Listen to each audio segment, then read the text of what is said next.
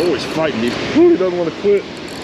Oh, that's another good one, man. Got that donkey head. Man, they're biting so good this morning. I caught a limit within like my first 10 casts. Well, good morning, y'all. It is a beautiful, crisp, early fall morning here in Jackson, Mississippi. And I just got back from a crazy surprise striper bite. I went out to my spillway this morning. Our water's been about as low as it'll go, and there's no rain forecast. So I was just expecting to bass fish since there's no current, but as soon as I got there, wouldn't you know it, they opened up those gates. So I ran home, I grabbed my striper gear, and boy, am I glad I did. Because I hadn't been on a bite that hot in a minute, and I feel like I'm saying that a lot lately. But anyway, I'm gonna try to keep the intro short. At the end of the video, I'm gonna go over in depth the rig I'm using, how to tie the rig I'm using, and exactly how I fish it out in the current. Because I'll tell you what, if you're new to it, if you're new to fishing fast moving water around rocks, you're gonna be breaking off more than you'd be doing anything else. So I'll show you all my tricks and tips, and if you like what you see, you should consider subscribing. It's free, it's just one click, and it really helps me out a lot. Thank y'all so much for watching. As always, check out these fish. It was crazy out there. I feel like that's gotta be a striper. He's trying to get me in the rocks. Come on. Oh, he's pulling good. Just stay out of the rocks with these. Oh, did he get me? He found that rock. Let's see if he'll run out of there. Yeah, we got him out. I don't know how. Oh, he's all over those rocks trying to keep me in them. I'm doing everything I can to get him out of there. I've got to be a striper. He's so fast. I think we got him at this point. Woo. Oh, yeah, that's a stripe all day. That's what we're looking for. Woo. Nice. Right, there he is, y'all. Nice 2.5, 3-pound striper. He felt good, man. He tried to dig me into those rocks the whole time. Ooh, that was fun. Well, let's see if we can get any more. What I want. Get out of there, boy.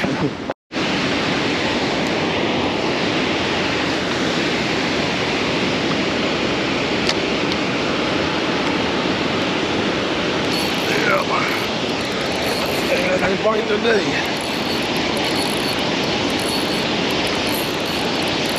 Get over those rocks. We're going straight for them, damn it. Come on. I think we got him past most of the rocks. We'll see. Gotta be a striper. Yeah, I see him thrashing around in there. Woo. Oh, he ain't done.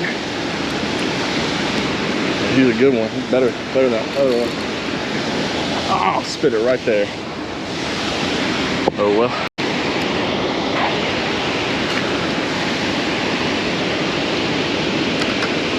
I see him dumping in there. It's crazy.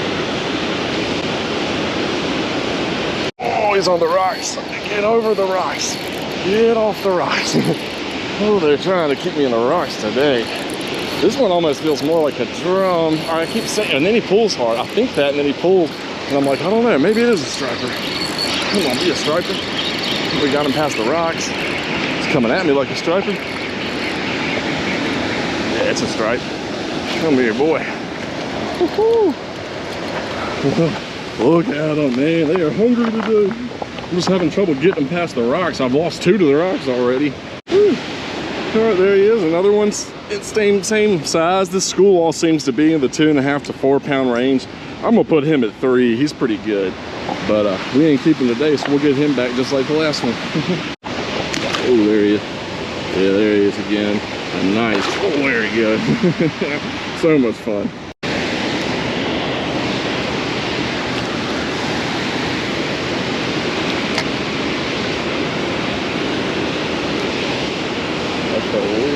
Oh yeah, I saw them busting. They all started busting at the same time, and I was like, ooh, I bet I'm gonna get hit. Sure enough, did. Come on, get them past the rocks. That's the hard part. All right, I think I don't want to jinx it, but I think we're clear of most of the bad rocks. He doesn't feel as big as the others. He's pretty good. He's just not quite as big. He's more of like a 2-pounder than the 3 to 4 pounders we were catching. Nice, man. Every cast right now. All right, here's that last one. He's a little smaller, probably like at 2 pounds or so. I'm gonna get him back. We ain't keeping them today, but man, they are biting like crazy. It's every cast right now. I've lost a couple of them to the rocks on the way in, but man, every cast I'm getting bit.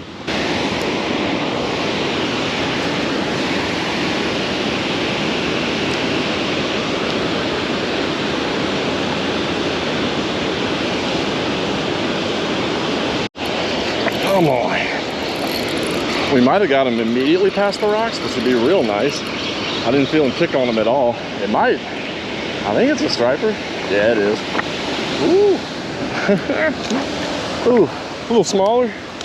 No problem though. 1.5 pounds or so. Oh yeah, he's a bit smaller. He's probably only a pound, 1.5 pounds. But I mean, that's a lot of them already, man. They are biting like crazy today. Yeah, fun stuff. Let's go find his daddy.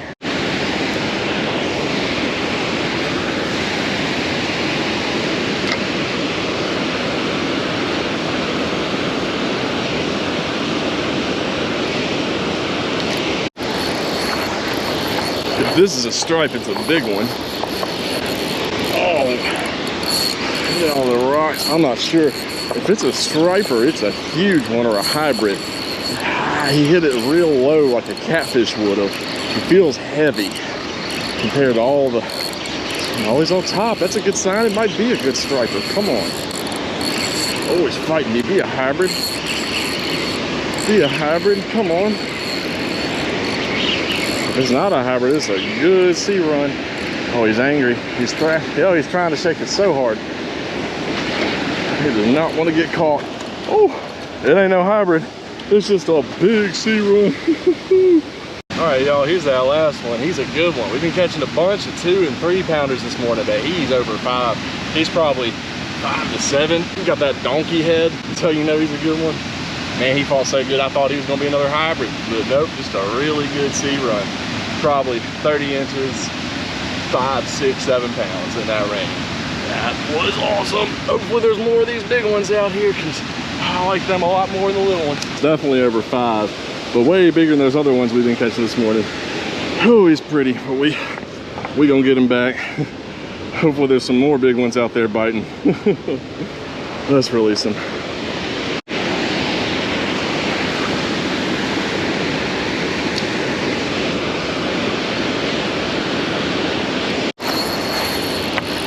Oh, feels like another decent one. Come on, get past the rocks. Good, he went straight out in the current instead of in the rocks. Come on. It's definitely a striper. He's running so fast, it's gotta be. Oh, he's on a new pile of rocks I hadn't caught yet. Woo, he's running. Come here. Feels like another decent one. He's really fast. Oh, come here. Ooh, he doesn't want to quit. Oh, be a hybrid. Come on.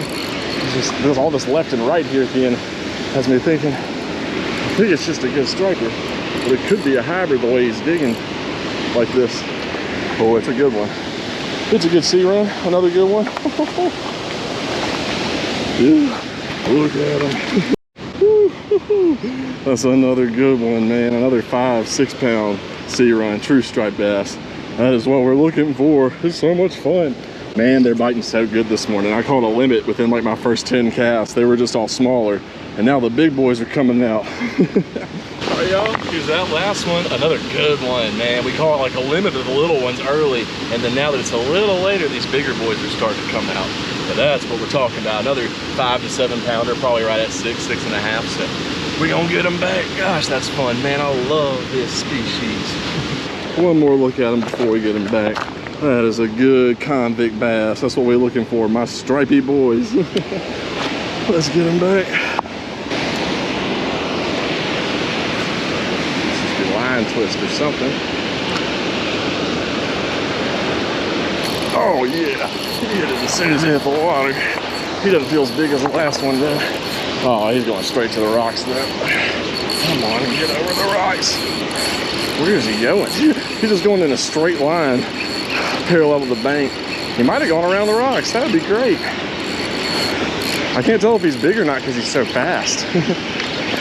I don't know, he's a good one. It's definitely a striper. Yeah, just not nearly as big as those last couple. Whew.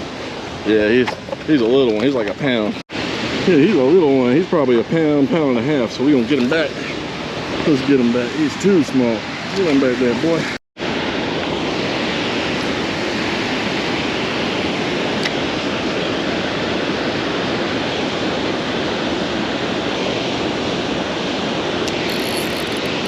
Oh, we got him.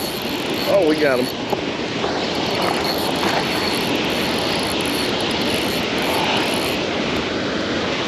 Oh, we got him, but he's trying to get me. He's fast like a striper. I felt him bite it. Staying down, that's good. Come here. That's got to be him. I don't think he's huge. Maybe I'm wrong. Oh, yeah, it's a striper. Oh, he's vicious. This is what we want, man. Look at that guy. All right, y'all. Another nice one. He's not that big. He's probably in between 2 and 3 pounds, but man, he was ripping. He wanted it. That's what we're going for. Well, y'all, that was one of the hottest striper bites I've been on in a minute. I rolled up here expecting to catch maybe a couple just because of how low the water was. And I mean, it was like almost every cast there for a little while. Started off with a bunch of like 2 to 3 pounders. Managed to get some in the 5 to 7 pound range there at the end. But damn, man, I was not expecting today to be as good as it was. Like, I don't know if y'all can tell, but see those walls where the current's coming out of? Usually, that's about as low as the water goes. What we really want is it to be at the top of those. So I didn't expect anything, but guess what? We found them. All right, y'all, I'm back up at the house and I'm gonna go over the rig in depth. I've been meeting a lot of locals out there lately, and I realized in my early videos I would always go over how to do the rig, but as I've been going more and more, I just kind of forgot to go over it. And I'm meeting more and more y'all out there that want to know how to do this but can't seem to quite figure it out. So I'm going to spend time going over exactly what I use here. Now I'm going to start this, I'm going to preface this by saying if you live somewhere where you don't have to cast more than 30 40 feet to get to your stripers, you don't need any of what I'm about to show you. This is all for distance casting. If you're at a spillway like mine, the Ross Barnett Spillway in Jackson, Mississippi, a lot of times you got to cast 50, 75, maybe even 100 yards to get out there to where the current is. So that's where this rig really shines. And while I prefer the jig and weight rig myself, like this is what I'm using 80–90% of the time out there, I always suggest if you're new, especially here to Ross Barnett, you start off by using a spoon. They don't sink nearly as fast as this, and the stripers will still gobble them up. So they're much more forgiving to use. You'll lose a lot less of them to the rocks, and there's not a big weight on your line messing you up or making it more difficult. My personal favorite spoon are these Hopkins hammered spoons. They're a brand called Hopkins. They got a really strong single hook instead of a treble hook, and they got this little bucktail on them. But honestly, any of them will do. Like these are some cheap ones from Academy or Bass Pro, just some cotton cordels. You want as close to an ounce as you can get. These are all 3/4 ounce, 7/8 ounce, or 1 ounce. But if you can get close to an ounce, you'll have no problem with the distance. And while the spoon is great, I prefer the jig because the jig you can fish throughout the entire water column, whereas the spoon a lot of the times, because it flutters, it'll stay higher up. Now, especially if they're busting up top or they're hitting high in the water column, there's no need to throw that jig, just throw that spoon. But for me, when I don't know where they are, I'm always throwing the jig and weight. Now, it may look a little complicated, but it's really not. I'll go over it and then I'll show y'all exactly how to tie it. I always start with the leader line and the swivel. So you don't have to use a swivel. If you want to use a main line to leader line knot, that's fine, but I like swivels when they're swirling current. Start with the swivel and you tie your leader onto that. Now I usually do about 2.5, 3 feet of leader total, and on the other end of my leader I'll tie on a 1/4 ounce or an 1/8 ounce jig head. Lately I've been loving these. They're by a brand called Z-Man. They're the trout eyes. These are some 1/8 ounce, but they're great because they got a really strong hook in them, and they're a very small package, which is what you want when you're fishing for these stripers. So anyway, swivel, leader all the way down to the other end, and you tie on a jig head, And then about 6 to 8 inches above that jig head, I'll Palomar knot on a 1 ounce weight is usually what I'm using. Sometimes if it's a lot of water, I'll go up to a 1.5, and if it's very little water, sometimes I'll throw a 3/4. But a 1 ounce seems to be about perfect for me in my ideal conditions. And don't worry, I'm about to go over how to tie all this. I just wanted to show it to y'all first. So yeah, whole rig, swivel, leader. At the other end of the leader, I tie on my jig head, put a fluke on that jig head, and then I come up about 6 to 8 inches and I Palomar that weight on. And the reason I do that, you could tie the weight on first, but then you're just kind of stuck with whatever you got left. Whereas when I tie the jig head on first, I can put this weight anywhere I want onto the leader with a Palomar. Okay, I doubt this is going to show up great, but I'm just going to tie an example one for y'all just so y'all see how I do it. So I've got my leader here, hopefully y'all can see that, and I've got my swivel. Put my leader through one end of the swivel, and I'm going to tie a uni knot. The way you do that is you take that tag end, the part you ran through, and you run it parallel next to the rest of the line, just like that. And then you take your tag end, make a number 6 around it, so that you've got your main line and your tag end parallel next to each other. And what I do is I run that back through there 6 times. They call this the 66 method. You make the 6 and then you run it around both of those 6 times. That's either I wasn't counting, so that should be about 6. But then you take your tag in, you take your main line, let go of the loop, and you pull that tag in towards the main line. But yeah, once it's like that, I wouldn't cinch it all the way down yet. I'm gonna wet it with my mouth, and then you just pull that on down. And then once it's down there, that's when you can cinch it down. All right, so all we've got so far is our leader to our swivel. I'll clip that tag in. And then, like I said, I take about 2.5, 3 feet of leader, cut it. I'm gonna skip the weight for now. I'm going straight to the jig head. And I'm gonna use the exact same knot I did up there. I'm gonna use a uni knot. So once through, around, parallel, make a 6, and then back through 6 times. Oh, let's cinch that on down. Clip off that tag end. All right, so now what we've got is our leader with a swivel on one end and a jig head on the other. And this is where the Palomar knot shines. It's one of the best knots there is for lots of reasons. It's the strongest single point knot, I'm pretty sure. But anyway, to tie a Palomar, what I do is I take my line, I figure out where I want it, about 6 to 8 inches, about there. And then I just pinch and make that a loop. With that pinched, I'm gonna run that, you take that loop, and you just run it straight through that middle right there. Come back out. So we've got our loop sticking out one end, the rest of our rig coming out the other. And then you basically just tie an overhand knot with the loop over both lines. But as you come back out, leave that loop open and put that whole weight through it. And bam, there we go. It's Palomar'd on there. So now I've got the whole rig tied. All right, now that we got it all tied up, I'll teach you a trick on how to get these flukes on there perfect every time. I learned this trick from an Australian YouTuber years ago, and it has saved me so many times, because if you put it on there too far or too little, it's gonna look all weird to the fish. What we're gonna do is take our jig head, we're gonna place it right next to that plastic like it would be when it's on there, like that. And wherever this bend of this hook is coming out of the body, so right here, I'm gonna mark that. I'm gonna make a little tear with the tip of my hook right there, just so I can see that marking spot. And now watch, when I go in, all I have to do is come right out that little tear we made, and it'll be on there perfectly. Slide it up, and I guarantee you, yep, dude's looking good. So that's how you tie the jig and weight rig I use. And for the spoon, it's the same thing. You just skip the weight. So it's just leader, line, spoon. So spoon's all around easier, more beginner friendly. But once you get the hang of the jig, I find it to be a bit more effective. All right, now that we know how to tie the rig, I'll show y'all how I fish it. And I'll cut in some clips here and show y'all like in action how I'm doing it. But I feel like I can slow down and talk about it a little more outside of actually being down there with all the water noise. So what I do is I cast it all the way out into the whitewater. When it hits the water, I close my bail and I immediately catch up with the slack. I'm not trying to just burn it in, but I'm just trying to catch up with all that slack that just went down there. So once I catch up with all my slack, I immediately raise my tip up, and I'll usually go ahead and give it one jig. And when I say jig, I just mean a quick sharp up, where I lift up and move the whole thing up probably a foot or two. Very much just like that. In fact, the better you get at it, the less movement you'll need. But when you're starting off, you'll probably want to give it big old giant lifts, because the point of that jig is twofold. One, it gives it some action, helps them, helps entice some reaction strikes. But more importantly, it really helps as your jig's going down the current seam. It really helps you get over those rocks. Especially when I'm doing that, if I feel any kind of tap, I go ahead and yank, because it's either going to be a fish biting or it's a rock. And half the time when your weight's hitting that rock, if you yank, you have just enough time to get out of there. But I would say the main thing to not getting frustrated throwing out there is I only work my bait while it's in that white water.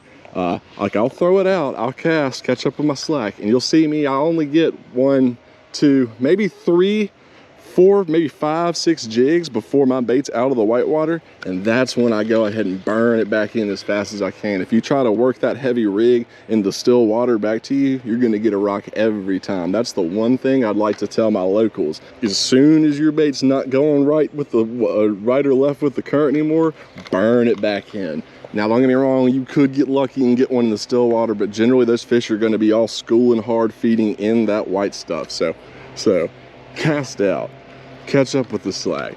And we're just gonna keep our tip up. 1, 2, you feel a hit, really slam them, but yeah, that's it, and then just burn it back.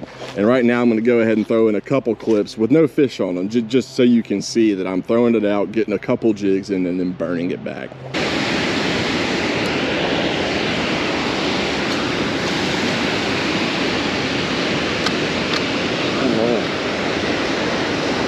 Pepper.